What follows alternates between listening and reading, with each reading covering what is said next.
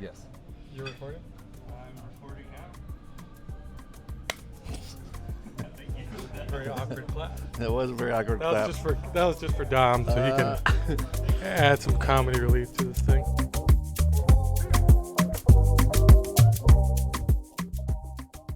Hello, welcome to season 2 of Don't Quote Me.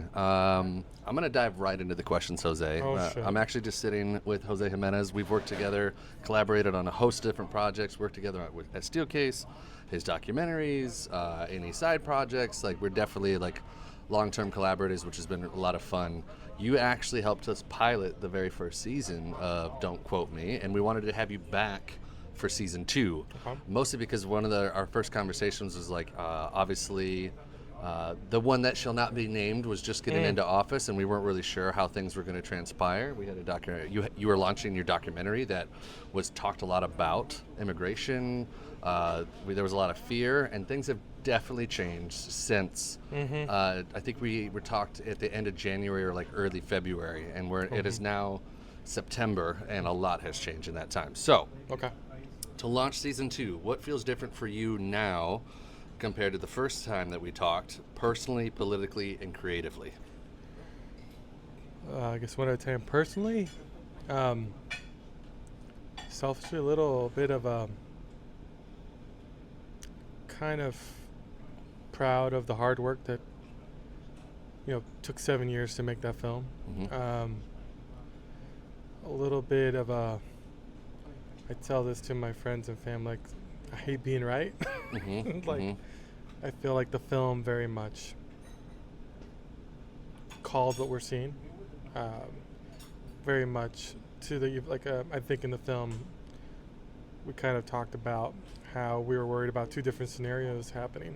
One was what we're seeing now, which is this essentially Gestapo kidnappings of American citizens and Latinos and Mexicanos in the United States. The film was kind of more focused on like highlighting the sneaky ways ICE, takes our community away. That's still happening, especially locally in Michigan. Thankfully, we haven't really seen that Gestapo level kidnappings here in West Michigan, but that sneaky stuff is definitely happening here. Right. Local law enforcement is definitely partnering with ICE more. The sheriff here in Kent County is, I don't want to say doubling down, but there is no relationship with the Hispanic community now. There's other communities in Michigan, other police in Fort Michigan that have partnered up for like the detainer programs. 287G, there's a police department outside of Detroit that signed a new 287G agreement. I can look up the name of the other 2 counties I have, but yeah, so there's more of that sneakiness still happening. More collaboration with ICE, like we seen in the movie when GRPD collaborated with ICE to kind of get Hilmar. Right. A lot of people ratting people out, left and right. Yeah. So, I mean, the last time we talked, obviously, the immigrant community specifically facing a lot of different challenges. Things have escalated, obviously, but like in this kind of overall turmoil, in your opinion, what isn't being talked about or isn't being shouted about loud enough when it comes to what immigrants are facing in the U.S. currently? I think there's just the shocking part of me is just the silence. I mean, we're witnessing 1-to-1 1940 Germany, and it almost feels like the country is numb or just afraid to speak up. Not enough. Like, I feel like me personally, like I grew up watching like, all these movies about World War II and like how us Americans, like, we stood up to the Nazis, and I don't believe that story at all, because the way we're reacting to this is fucking bullshit. Right. Nowhere near that type of response that we've glorified in Hollywood. Like, we've been nuts. Like Band of Brothers, my ass. Oh my gosh, yeah. Like Band of Brothers, my ass. Yeah. Saving Private Ryan, my ass. Like, where's that? Where's that kind of American bravery against fascism and Nazism? And Yeah, I mean, Florida just signed into law that you can discriminate based off of race and not just color of Florida, skin. the Supreme Court. Like that was just in L.A. Like that's like the Supreme Court ruled that ICE can use race to target their when trying to detain people in Los Angeles. Which is insane. Insane. Yeah. So You said the Supreme Court is all? I thought it was just in Florida. no, Florida has its own thing. Yeah. Yeah, but yeah. Okay. Obviously, your film Citizen has been striking a chord. You've been this film. I think even when we were first sat down, like we're about to do the first release, like just get into it. Tell us about your recent recognition and awards with it. What kind of conversations has the film been sparking when you're actually going to these places? Because in my experience, even when we did do that first screening, I know firsthand there was a lot of people's lives, even locally, that had no idea that this stuff even happened in our backyard, Right. let alone at all. So I'm super curious for you, what are the conversations that you're having when you're at these screeners and like the awards that you're getting? No awards yet. A lot of recognition at festivals, but I think that's an award in itself. Being part of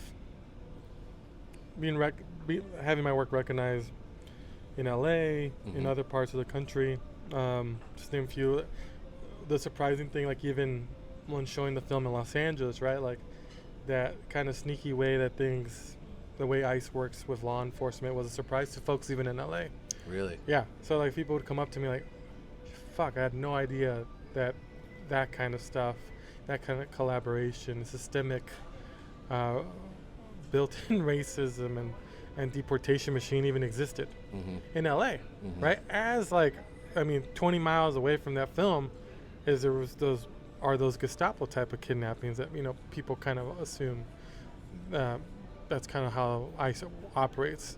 They're doing that now to an extreme level, but what we've seen for a long time is it's kind of more, especially when it comes when someone not as racist as Donald Trump is in the White House, when it's a Democrat in the White House. You see It's still happening. It's still happening. Yes. Yes. Yeah. So like that's also just the shocker. Like people are shocked to like when I talk to them a little more after I can't fit everything in the film, but when I talk to people about like what happened to Hilmar and the detainer programs that are in place to kind of essentially get rid of our due process when someone goes to jail, and ICE requests someone to stay there to check their status. That's like not giving them their due process. Right. There's no warrant there. Right, and due process needs to apply for everyone. Or else we're all screwed, period. Exactly. So there's like an elimination of due process when it comes to detainer programs. And people are just shocked that even exists, no matter what the market is.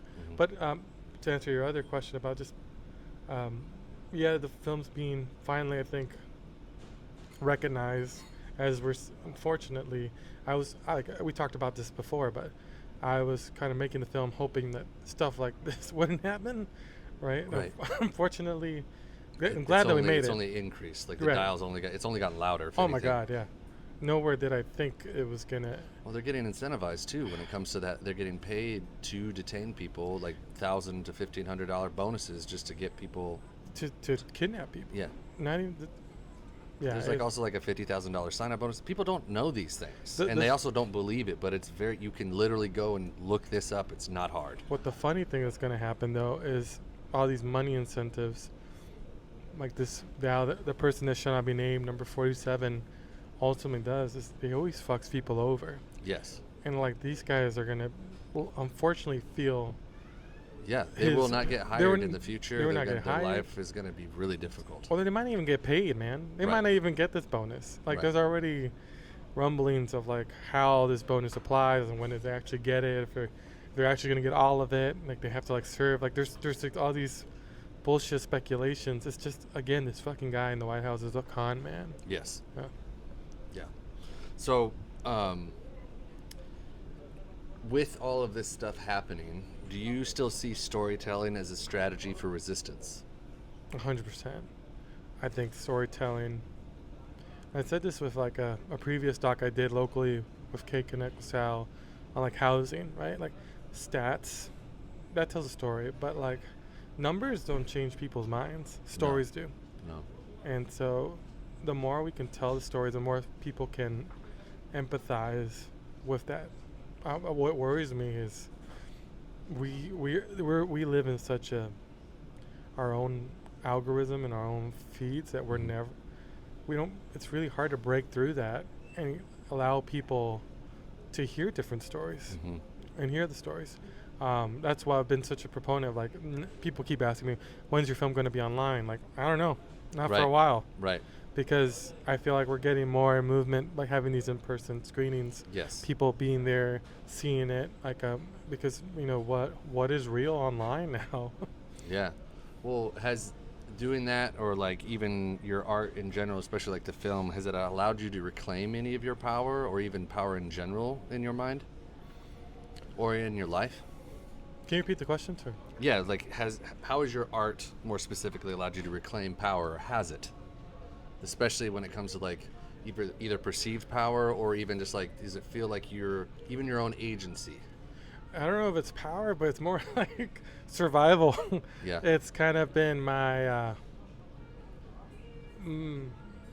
there's a lot of things, and we kind of touched about this last time, about things we can't control, right? Like, it's really hard to control things in the White House. I can't control that guy. What can I control? I'm good at making films. I'm good at telling stories. So it's at least given me it's almost been like therapy, more like power. It's just keeping me alive. It's just keeping me going. I think that is definitely a way of reclaiming your power. Okay. So, and also, like, have you seen others do the same because of the work that you've been doing like this? I hope so. Yeah, I was going to say, some people have definitely said that you're quite inspiring to them. Like, a lot of the Aves guys have said how much they look up to you, and I know that firsthand. God. So, like, I know that there's some of that, but I'm also curious, like, for you, do you feel like you're doing that work, or is it for you, you're just like, no, I'm really just trying to survive how this goes down? Part of it's like 50-50. Like, I really do help. And when I started filming, when I moved here in Grand Rapids, maybe because it's just me getting used to the area. I felt like there was like 2 people that spoke Spanish and knew how to operate a camera. I felt that way. Yeah. Maybe that wasn't true. Maybe I didn't know where they were. But like, to see the boys at Aves, Miguel, Omar, all of them, Rico, there's so many of them. All of them are so incredibly fucking talented. Yeah. And like, to see that, and not just them, there's a lot more that I'm not even naming here, that I'm following. Like, holy fuck, where were these guys 7 years ago? I could have really like used them for this, like, but to see that, how, not just that they're Latino, but they're fucking good. They're good storytellers. They're really good. And like, sometimes too good, you assholes. Like, they're really, really, really good at that age. So like, it's just, it's great. It's like, that's I forgot what even the question was. Like, I guess it makes me feel good that I hope I'm like that old guy now in the fucking town. But they inspire me. Yeah. They inspire me. Like, they're definitely helping me make sure I continue to grow, because they're good. That's awesome. Yeah. How are you currently protecting your own well-being while telling the hard truths like you have been? Especially because, like, you get a lot of big questions. We've done a lot of these screeners, and you are being asked pretty direct questions. And, like, you have a full-time job, you're married, you have a lot on your plate in general. But how are you protecting your own well-being during this season? I think my wife my wife's been looking out for that. It's hard for me to kind of look over myself, because I feel like I don't know, kind of guilty a little bit about, just because I was born here. I have, for now, protected status. Who knows next week? Based on this White House. But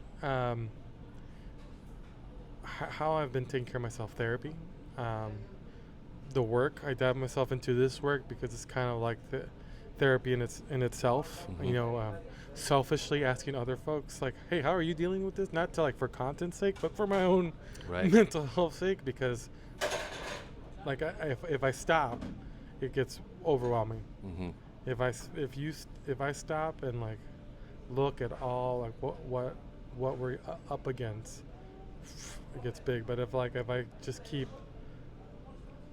taking one thing at a time, chiseling at the things I can actually shoot at or try to tackle that's in front of me, that hopefully I'm making some long-term impact. Mm-hmm. Or maybe I'm chiseling from one end, and hopefully that means someone else is chiseling from the other end at this giant, massive problem we're dealing with right now. Mm-hmm. Then that's what keeps me going. Awesome.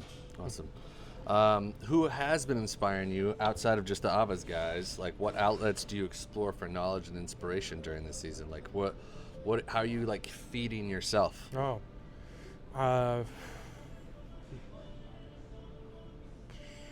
Reading books, seeing what other storytellers in like the big cities are doing. Very much inspired by what my cousin's doing in LA at LA Taco. LA Taco is this publication in LA that started off telling the story of like taqueros around Los Angeles, but they're very much focused on the ground storytelling, what's going on with the ice raids. My cousin Memo does his like daily. There's a lot of. We'll definitely link to it. Yeah. Shout out to Memo, LA Taco, but I mean, just seeing other creators, just despite what's going on, they just continue to just tell the story, like just giving the bird to like we're not scared of you. Like, right. We're gonna keep telling. Fuck it, you want to deport us? Fine, do it. Yeah. But we're gonna keep telling our stories. Right. Good. All right, I'm gonna hop into like some like quick fire questions in general. So, what is a notable recent moment of joy you're holding on to?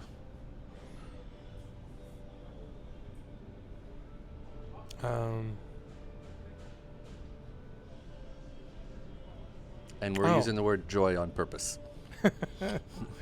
I think going back to Mexico, it's just like being able to go back where my parents from and just taking it all in, the landscape, kind of acknowledging that journey that they did to get here. Mm-hmm. I think it's kind of fuel. Like, yeah.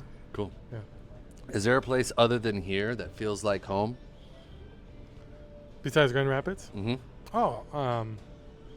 LA still, but I think Mexico for sure too. Yeah. Like, I mean, I went last year for the first time in almost 17 years. Oh, wow. But and you've been back twice now? Since. Yeah. 3 times. 3 times, right. Yeah. So it's the funny thing is like after not going back there for 17 years, it felt like home. I'm like, oh yeah, this is families here.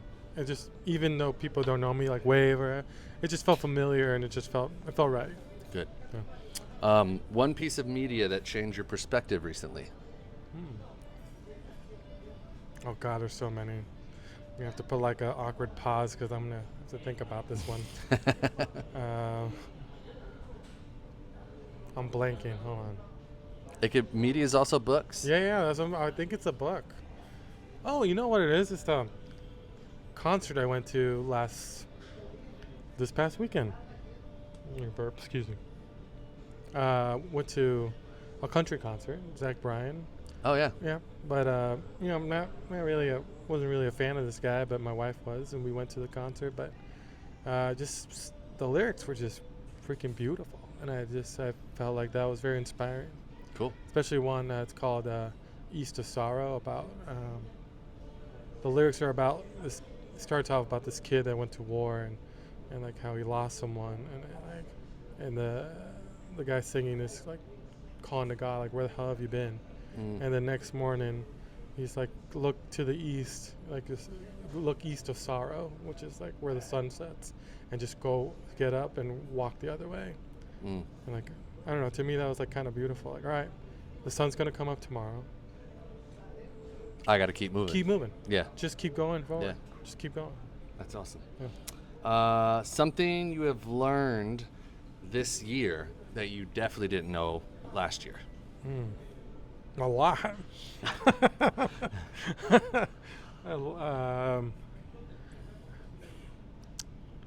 God, that's a list, man. I don't even know where to start. Just pick one. Shit. It can be simple. Something that you think people need to know about. I need to come back to that one. Okay. I'm really drawing a blank on that one. All Guess right. I didn't learn much then. Something that gives you hope.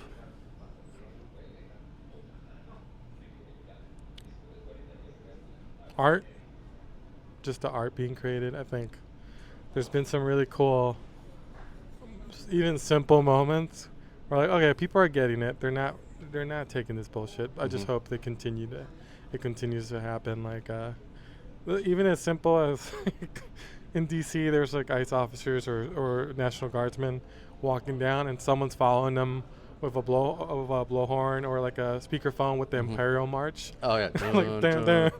Like simple shit like that. Like okay, like that's like all right, people are getting it. Yeah. Like the simple things in I think comedy is also can be very inspiring in the right way of like making fun of these guys. The South Park guys, like seeing that the People satire, do understand. It's like, yeah, hey, this is stupid. this is stupid. Yeah. This is fucking stupid. Yeah. That gives me hope. Cool. All right, that there are some sane people out there. Yeah. Yeah. All right. So the first question was something you have learned this year, and then the second follow up to that one is something you have unlearned this year. So maybe there's a dual thing here, something that you've picked up and something that you've let go of. Wow, these are tough. I don't know if I've processed that information or like recognized what I've learned this year. It's still like probably still baked, like calculating in my brain, or just the awareness of me learning something new. One thing I learned this year is from a book. I think it was from Questlove's book about art, about just how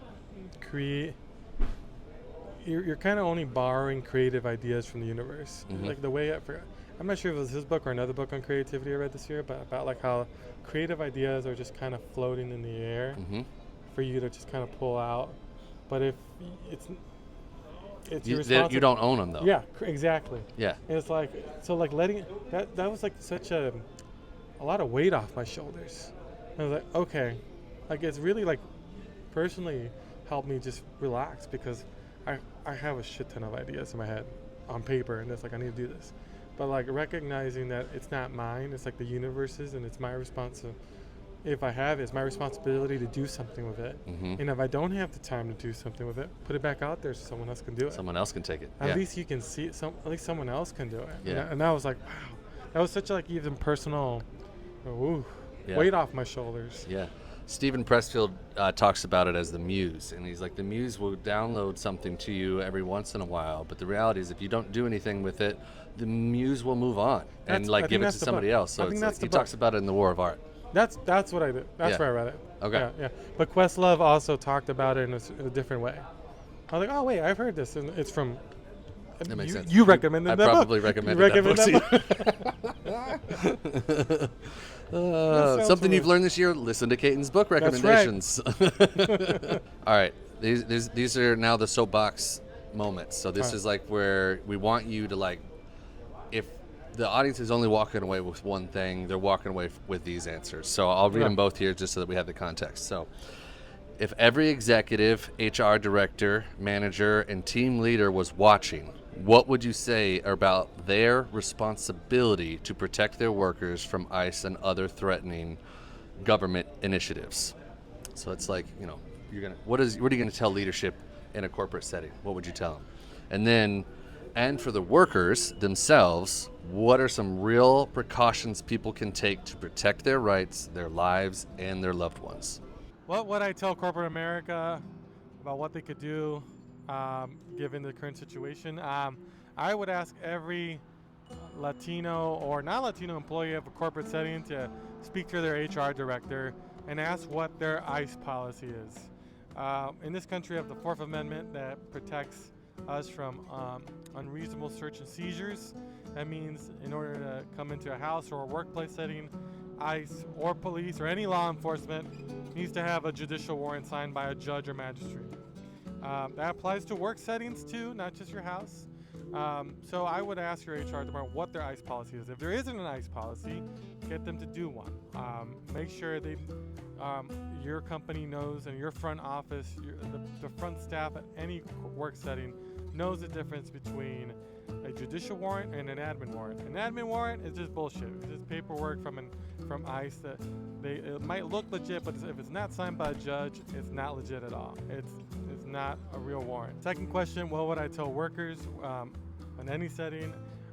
There's a lot of information out there, a lot of really good organizations that kind of give you and summarize your rights. Whether you're a citizen or not, everyone here has rights. The best thing I could tell you if ICE shows up to you is just shut the fuck up. Don't say a thing to them. If you are detained by ICE, again, don't say a thing. Reach out to the ACLU. The ACLU has a ton of information for you to protect your rights, and there's a lot of really good nonprofit attorneys out there that are out there to help. Yeah,